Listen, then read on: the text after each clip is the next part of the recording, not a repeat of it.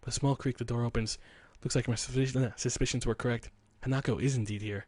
She's sitting at the table with an open book in front of her, but she pays it no heed as she keeps looking out the window. She looks utterly oblivious to my presence.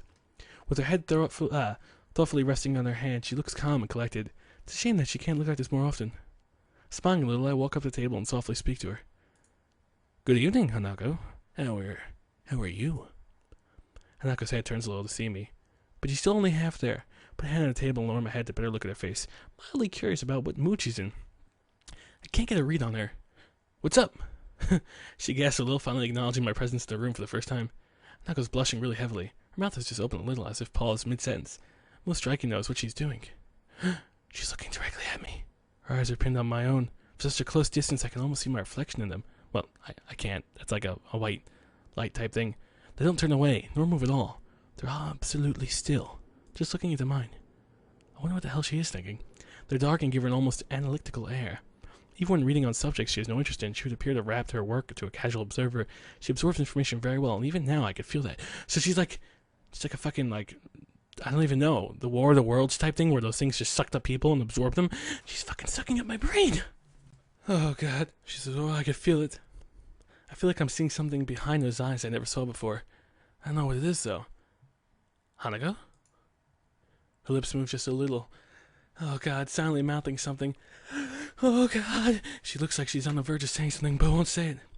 But that's the way Hanako always is, on the verge of saying something, but never quite doing it. She's like, I don't know, like a scared deer, almost. Always. Look intently into her eyes, I realize something. She's not wearing any pants. Everyone has their own thoughts. Things they want to say, their own worldview. But I can't work out what Hanako wants to say, and I can't work out what she's thinking. I've really never been able to. How can you be in a relationship with that? Yeah, it's frustrating. It feels like I don't know. It feels like I don't know her at all, despite all the time we spent together. Hisao? It's only now that I find myself blushing. I've been looking directly in Hanako's eyes for such a short distance with absolutely no regard for her. She's been looking into mine without shrieking away. Fucking just two awkward fucks just looking at each other. Hey, you awkward? Yeah, I'm awkward. So let's fucking just be awkward back and forth. I quickly look away while covering my face with my hand. What? Hanako just does the same. Wait, this is fucking weird. You guys got some weird sign language. Another awkward silence reigns. I hate these. First, I accept them as just being a fact of life around Hanako, but now all they feel is an affirmation of how little we're able to communicate. Oh god, the relationship's going to the shitter. Some anger makes its way to the complex mixture of emotions I'm experiencing right now. I want to bridge the gap between us. Friends shouldn't have it to tiptoe around each other like this, so fucking bring it out, Sal. Bring out the big guns. Hanako, get naked. I speak before I can argue myself out of what I'm doing. My scarring isn't as bad as Hanako's, and I can't possibly compare my life to hers, but I want to show her that she's not alone. Doing this is such a oh, no. Don't. I know what you're thinking. I wouldn't do it. I would think otherwise. That's going to get you in trouble. Like, oh, God, they say no sex allowed in dorms.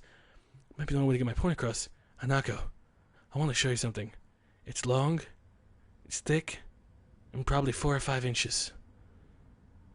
And no, it's not that. It's something else.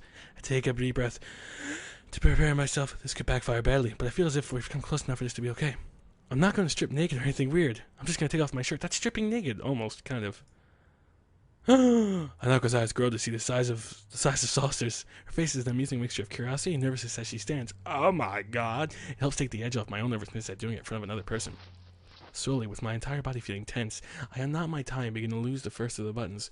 Okay, I feel really weird reading this. I'm trying to mentally block out Hanako to make this easier, but it's not really working. As I work my way down, I expect to hear some protest from her. She remains silent, though, which just makes this feel even stranger. With the last of my shirt unbuttoned, I take a breath and look at her. Hanako's gaze is fixed on my scarring, as expected. And once I nod to say it's okay, she steps forward and tentatively places her hand in a vertical line running down my chest. The scarring on her hand, a pattern of damaged skin across its surface, contrasts to the single uniform line that makes up mine. Her hand is trembling and all. Her hand isn't trembling at all. What? Really? So she's focused and calm, unlike what I predicted. This is the scar from the surgery that followed my heart attack. The surgeons had to cut open my chest to operate on my heart. I never knew. Hanako's words are calmer and softer than usual. I should reread that. I never knew. Hanako's words are calmer and softer than usual. The soft feeling of her fingers moving from my scar to my breast makes me hesitate a little before continuing on. You're the first person to see this since I left the hospital, Hanako. It has to mean something. But Why are you showing this to me? I wanted to prove to myself that I could do this, that I could accept my past and move on. I want to show you that as well. She nods. From her reaction, she seems to know how difficult this is for me. More than anything, this scar represents a visible reminder of my condition, a reminder that I'm not normal anymore. That's okay, Sal. We're all not normal on the inside. That's something that, until now, I tried my hardest to ignore. As the minutes tick by, Hanako's gaze lingers. Her eyes look less focused on my scarring like they did before. The situation feels a bit different than it previously did and makes me feel slightly uncomfortable. Her hand retreats and I draw my shirt close and begin to button up. Her blushing face suddenly turns into a typical tense and timid state as she looks away. The room is completely silent as I fix my shirt and tie, feeling put off after such an unexpected incident and moment.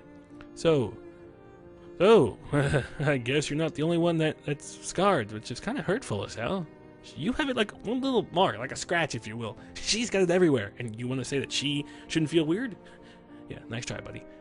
Yeah, Hanako smiles a little joke, thankfully lightening the atmosphere a bit. Thank you, Hasao. I think I understand. I really didn't know how she'd take it, but I'm glad everything seems to be worked out as I hoped. Hanako's smile only proves that further. I'm finding the path I want to follow now, and what Hanako needs to do is find her own. It's something I can't help her with, but it's something that she needs to overcome in her past in order to do. So maybe Lily was right. Hanako checks her watch. It's getting late by now. Hasao? Yeah, I better be going. I have class. I gotta write a letter. I'll be thankful for some sleep. It's been a long day after all. Good night, Hanako. Good night. That's it? Man, I thought I was gonna get more of that. I've been swindled. I showed my scars and got nothing in return. Alright, so is the life of Hasao, the awkward boy from Timbuktu. I make my way out of her room and into the hallway. Remaining silent as I do, I think both of us have gone through a few emotions today. Yeah, me three. It's a sad moment. But you know, that's what we do. Katawa, Shoujo, do. I'm not cutting onions this time. That wasn't as emotional as I thought it would be. I'm okay, I guess. I'll be fine. Hanako has us all. The heat of the summertime sun beats on my sweating brow. Dabbing with a handkerchief doesn't help too much in making me any more comfortable. Giving up the idea of getting any more done today, I stop and lean against one of the overpassing fences, resting my bag on the ground. The stores in the town below Yamako are well stocked and offer enough variety for me to get by, but at least an occasional shopping trip to the city is somewhat that really can't be avoided. Me too, I gotta go get gas tomorrow for my car. That cannot be avoided. No. The city's layout is getting more familiar, and nostalgia from its atmosphere is beginning to wear off. I realize I've begun to wheeze. I sound like an old man. And having to connect to the fact that I'm the source is a bit disturbing. I put my hand on my chest and concentrate for a bit to make sure I haven't gone far enough to cause any further problems. Thankfully, my heart is acting normally. Oh, look, I'm a doctor now. There's no dull pain, the beating is regular, albeit fast-paced as I recover from overdoing things in this kind of heat. I hate my body. It's frustrating to be held back, and even more to be held back by fear of my life being ended when doing something as simple as walking around the city for a while. My dick is ringing! As I ponder on my health, I feel my pocket vibrating. Oh, maybe Hasao's turning into a little bit of a lady with the vibrations. By the time the phone's begun to ring, my hand is already fishing for it. I glance at the screen. It shows a cell number I don't recognize. Strange. Shrugging, I press the button to answer the call and bring the phone to my ear. Hello! Hasao Nakai speaking. Who the fuck this? ... Shizune? Why the fuck would Shizune be calling me?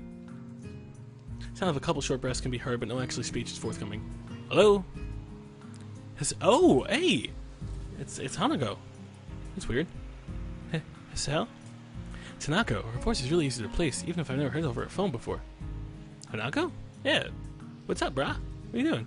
I if you're not busy, I was wondering if you would like to meet up? Yes. I mean, she sounds really wound up about this. I can hear muffled voices in the background. It's time for the afternoon tea, so I guess she'll want me to meet her at the Shanghai or something. That sounds fine. Are you at the Shanghai? I'm in the city. Why the fuck is she in the city? She can't be in the city. She can't handle the city. Oh god, maybe she's crazy. Maybe she's lost. Maybe we gotta go rescue her. Maybe we can be the guy that saves her. Hanako's here? Alone? Well, that's a big surprise. Still wonder she'd like this if she's surrounded by people and entirely by herself. That works out now. Well, I'm just wandering around there. Where are you? Hanako manages to stammer out the street name, address, and some basic directions to where she is. Luckily, it's not too far, so I agree to see her soon before hanging up. Look at the sky. The summer heat's beating down. It's not the only thing that's going to get beat down if you don't fucking find this relationship and do it correctly. First time Hanako's asked us to do something together beyond a simple board game. And the first time, well, at least since I've known her, that she's come to the city by herself. Maybe this means Lily was right. Damn! Always trust a blind girl. Oh, I remember this place. This is where we were last time.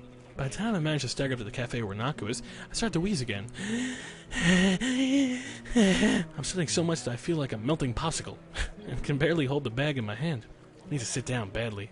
Tables outside are all occupied by busy chatting couples and girls gossiping between themselves. Ah, I wonder how big a dipstick is. Ah, I wonder how big that is. Ah, I wonder if these clothes make me look fat. Ah, I wonder if this makeup is good. The contrast between the different age groups and factions of people here and the people from the town near Yamako is striking. I scan over the people sitting at the tables, but I cannot see Hanako. She did say she was sitting outside, so I must be missing her. Not difficult, given how small she usually tries to make her presence. I look around again, more still this time, taking particular care to see if I can find Hanako's hat. Oh, that stupid fucking hat. I hate that hat. I should just fucking throw it on the floor. Like one YouTuber said, you know, Hanako, there's two things I want to see on the floor. You and that hat. Oh. Or another thing. Hanako, there's two things I want to lose. My virginity and your hat. Hey-ho. Oh, man. Sorry, these jokes are bad. There she is. Sure enough, her head is kept low on the table she's sitting at, right beside the building in an inconspicuous corner. I walk up to where she is and make sure that I have her attention before I sit, lest I give her a scare. Hey, oh, hey, don't point the gun at me. She notices me and gives a small wave as I arrive at her table. Stupid fucking hat. Are you feeling okay? I try my best to laugh it off. Yeah, just wheezing. But doing so just makes me more in the breath. Not very fit these days. Don't mind me. I'll be okay. Hanako nods, but still looks a bit put off. Wait, so if we have sex, we're gonna die. Now that I can't get a good look at her face and something about her seems a bit different, I'm not sure if my eyes are playing tricks on me, but she looks kind of nice. Her eyes move upwards to look at me before quickly flickering down again. I begin to think this is going to be a rather quiet meeting, but a waitress thankfully arrives and sets down a cup of tea in front of Hanako. Hanako almost automatically turns slightly in away and lowers the side of her head. It's amazingly practiced motion, but does a good job of its intended purpose, hiding her scars from someone who's leaning in close. Although it makes you look fucking weird and awkward and like fake, I will say that. Her right arm is still lying on the table, though with the scar in the back of her hand quite visible, catches the waitress's eye, and I move quickly to distract her. Hey, listen, voulez-vous coucher avec moi? Oh, you don't speak French? Well, then I will speak the English. Excuse me, may I place the order? The waitress nods and gives me a couple of seconds to look at the menu. Well, it looks like we'll have sushi. Actually, let me guess. What would Hanako want? Okay, he's gonna order a cup of tea, and no, Hanako wants what Sal wants. Cup of tea, and what has he eaten in the past? He wants something light. Maybe sandwiches. Maybe a tuna sandwich. Tea and tuna. Could I have a mango? Okay, fucking, I'm done. Fucking mango smoothie. She gives a nod before almost enthusiastically bouncing inside. Everything is so different in the city, in more ways than one. Very fast, upbeat. I don't know if I can deal with that. Well, I was explaining before about moving out into the farmland. I mean, obviously that's a really impractical idea because I would need internet and like high-speed stuff and all that whatnot. But it just seems like, I don't know, like you got the hustle and bustle. I don't know if I like that. I like the slow-paced. You know, time is on your side. Live the life you want to live. Some people like the hustle and bustle. Hanako looks back up towards me and adjusts her head a little. If she's noticed the waitress staring at her scars, she doesn't know it. Doesn't show it. Not coffee? I think I'd die from the heat if I had something like coffee right now. Yeah, so we need more popsicles. Resting my head in my hand, I look to my quiet companion. She seems taken aback. Very unexpected reaction to my lame joke. An unwelcome emotion bubbles up inside me as I realize her reason why. Unlike most in Yamako, indeed, unlike anyone that I'm aware of, my condition goes beyond limiting the activities I can do. Or to be more precise, breaching those limits could have more grave consequences. Thankfully, it's something that's rarely come up since I entered Yamako. I thought it was so rare Hanako and Lily might not have even think of it at all. Turns out I was wrong. Hanako silently drinks her tea, so they think about me. They even care. Feels good to be cared about. In a way. Maybe, I don't know. Hanako drinks her tea while I wait for my drink. The Fremen adds the right temperature with a small sip before she begins in earnest. Fucking weird language here. I feel guilty for being the cause of an uncomfortable silence, since in the past I've been kind of hard on Hanako for this. It's not the only hard we've been having for Hanako. Hey, oh, that's a dirty joke. Eventually, the same waitress as before bounces up, handing me my drink. I gather change from my pocket and drop it into her waiting hand before she goes off to attend to another customer. So how much funny money was that? My eyes linger on as she walks away. Do you think that she looks pretty? No, the waitress, no. Oh, my eyes are dead set on you. Hanako's following my gaze, her eyes taking in the waitress that served us. I could feel my blood slowly going to my cheeks as I rest my smoothie back on the table. Nah, can't really say that I'm really into that look. She just looked a lot like an old friend that I knew before I had my heart attack. Did you have many friends? That was smooth though, Hasao. I gotta use that line before. When someone says, are you staring at the person? Do you like them? And if like you're on a date? No, they just remind me of my dog, and my sister, who it was disgusting, you know?